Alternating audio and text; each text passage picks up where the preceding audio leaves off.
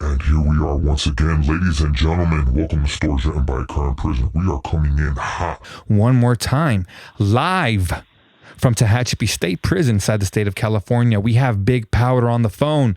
Jason, how are you doing, my friend? Man, Tony, I'm doing very well. And, I really am just fortunate to be programming and every day is like real peaceful here. I'm at a nice, peaceful place. Everybody is real respectful and nice, and it's just a good yard to be on. How are you doing, Tony? I'm doing very, very good. I just want to go ahead and make it crystal clear to everybody that's listening right now. We are not here to try to make this thing like this is a thing to do. We are completely against this lifestyle. You know, it ain't cool and it's for the birds. I just want to go ahead and say that real quick, man, that we are not trying to glamorize this gangster lifestyle, this gangster facade. You know what I'm saying? Can I make a comment on top of that, Tony? Absolutely. Please do.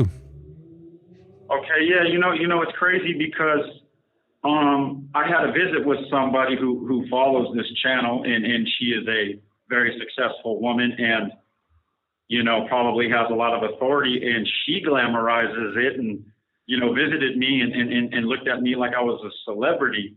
And I had to kind of explain to her, like, I don't feel that way, but it's kind of crazy that, people do start to feel, glorify this lifestyle. And yeah, man, it's unfortunate how some people could get crossed up in that, man. And there's been many lawyers.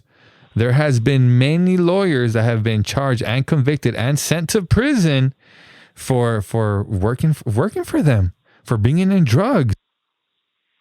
Oh yeah. I mean, absolutely, man. And we don't want to give this audience the wrong impression. So us, we're about business and we're trying to make a difference. At least I am, through my conduct, though. Through my conduct. Yeah, man. But without further more ado, Big Jason, bro, I know the people are patiently waiting for another one of your bangers. As always, man, you always bring that heat. So I'm gonna go ahead and let you do you. The platform is all yours, sir. You. All right, man. I'm going to give them what they came for this time. And, I put out different types of stories with different types of messages to give like a broader perspective. We talked about individuals, my experiences, all kinds of things, trying to really put out a really strong message. And I'm just getting back into things because I was kind of, retired for a little bit, but I'm in my rhythm. And today, this is going to be a good one. And we're going to talk about an individual who no one should take this lightly, because when we're speaking on individuals of this significance, I mean, we're talking about the Aryan Brotherhood, which is the most notorious prison gang there is as far as the white population goes. And you have to be very careful how you speak about them. You have to tread lightly. And for me personally, an individual that knows these guys personally, you got to give credit where credit's due, because this is top of the line, cream of the crop, highly intelligent individuals. They may be mobsters, they may be gangsters, but these guys don't take anything away from them, man. Their capabilities, their precision, the way they calculate, make their decisions, they know what they're doing. And there's an individual who, it's kind of not an unusual person to talk about, but someone who you wouldn't really think would be in the limelight. And I'm going to go ahead and kind of put it into perspective how this individual got in the limelight, Mr. Billy Sylvester. And a shout out to his brother, Donnie Sylvester, in Salinas Valley, who I happened to meet. But Billy Sylvester, and the unusual thing about this is I know him personally. And, when we were validated in the SHU, we all have to communicate. And he was housed for a very, very, very long time. He was one of the only individuals that was housed in New Folsom. So he happened to be like the only brother there. And he was, reaping all the benefits. The reason why he was there in New Folsom and not Tehachapi, Corcoran, or Pelican Bay was because it's a medical SHU. It's a medical SHU. Now, taking it all the way back, Billy Sylvester, man, this guy, he has a long history of coming up, man. He's been a long time, original gangster, coming up with original brothers. He's been there from day one. He's been through all the legendary stories and historic events that really, you know, paved the way for whites. This call and your telephone number will be monitored and recorded. You know, you can only end up to be a person like that through a long road. And Billy Sylvester, he wasn't a brother back in the day. Actually, he got made in New Folsom, and a lot of people would get it misconstrued. But the weird thing about this is since he was the only brother sitting in New Folsom's shoe, he was entitled to his cut. He was entitled to his third. He was entitled to what he had coming. And me and my cellie Elephant, who was like a brother to me, we were running to Hatchby's shoe. And it was our responsibility to always make sure that whatever packages, whatever kites, whatever was going on had to be directed to these guys. They got to get there. And sometimes back in the day when we were validated, man, these kites would take years to get up to Pelican Bay. And most of the time, these guys knew what they had coming before it was even sent from the yards. And they were just waiting on who was sending it, and they knew how it's wrapped. They know every single thing. And it's crazy how smart and intelligent these guys are. And Billy Sylvester, we used to personally make sure that he was always taken care of. Now, being the fact that, you know, he was in New Folsom shoe, when we got kicked out of the shoe in 2016 on the Asher settlement, the number one dude, the boss, the head of commission, Baron Mills' kid, psychopath Ronnie Yondale, who I have much respect for, and I tread lightly speaking on these guys. I'm just putting these type of individuals in a perspective because these are top-notch dudes. These are the ones that really created history for us. And Ronnie Yondale, when he got out in the New Folsom yard on the main line, Billy Sylvester moved right in. And when they became cellies, that's really when you started to hear of Billy Sylvester. You know, his name wasn't really in a lot of conversations because you actually had to be at a certain spot at a certain time to meet up with this dude. Okay, he was really, really tucked back. And the reason why he was in New Folsom shoe, because it was a medical shoe and he was prescribed morphine. And he was using that to, you know, cope and however he went about his business. But when Ronnie Yondale and Billy Sylvester settled up, that's when Billy really, really, really moved up in the ranks. You have 60 seconds remaining. These guys, Ronnie and Billy, were starting to be identified as a pair. Understand that Ronnie's number one head of commission. He is the bottom line. He is the law. Billy's in that cell. They were making collective decisions together. Tony, I'm calling you back, right? Thank you. And you know, as I'm telling this story and I'm sharing, what I'm doing is I'm sharing this lifestyle for people.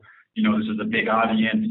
There's a lot of stories, big names that are put on this platform right here. But this individual, this topic, it's very, very sensitive because obviously everybody knows that I was tied in with these dudes and I got stabbed 3 times over some differences among these gangs, my gang and their gang. But Billy Sylvester, when him and Ronnie were cellies, that's when he kind of just, you know, I don't know if Ronnie put him in charge of things or however they did it, but, you know, Ronnie and Billy, they're the ones that sponsored Mr. Burham, who I got into it with, and I'm sure they regret that now, but, you know, Billy Sylvester, he's a bona fide AB. He has A-Rock, which means he has done the ultimate sacrifice and shed blood for the AB. He has taken his oath. He is an original gang member. He is one of those dudes who has nothing to lose. And let me tell you something about this man right here, Billy Sylvester, okay?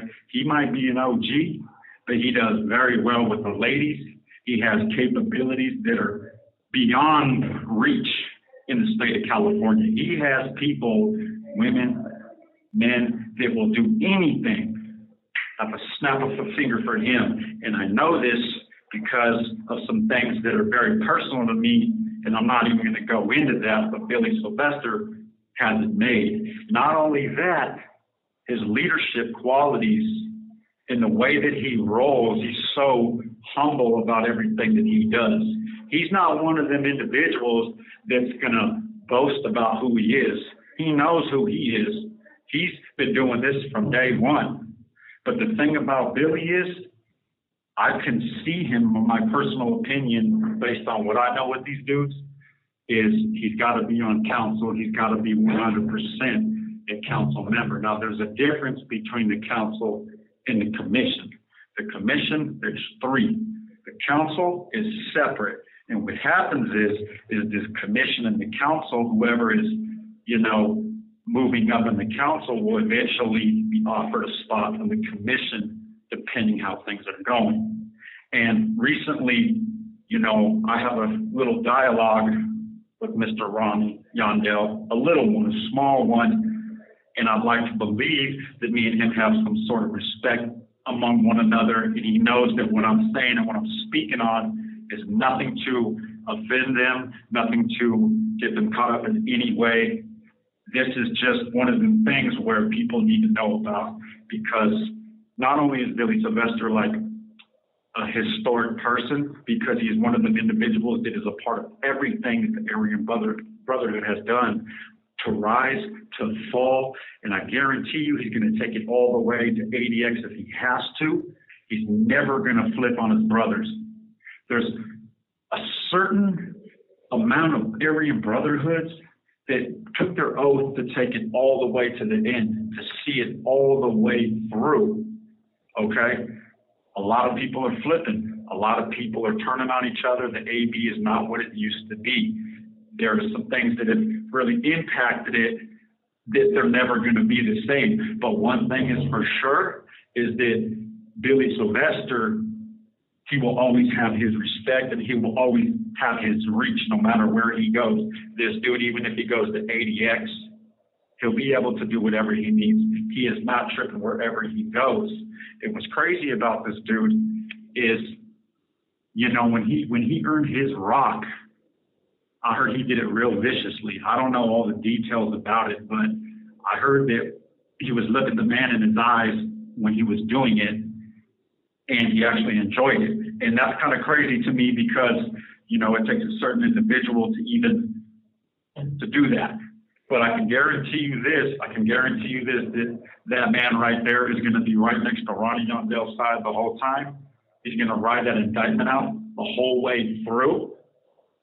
And he's probably going to end up being on commission eventually, because that's like Ronnie Yondell's like second-hand man. Every single thing that they were doing when I was out on the main line, when I got out of the shoe, everything that was Ronnie's name was Billy's name. Everything was Ronnie and Billy. It was a collective decision that was making, just like they made Hop, when they put the hit on me, when they sanctioned me, that ran through them. And I know this. And I don't take it personal.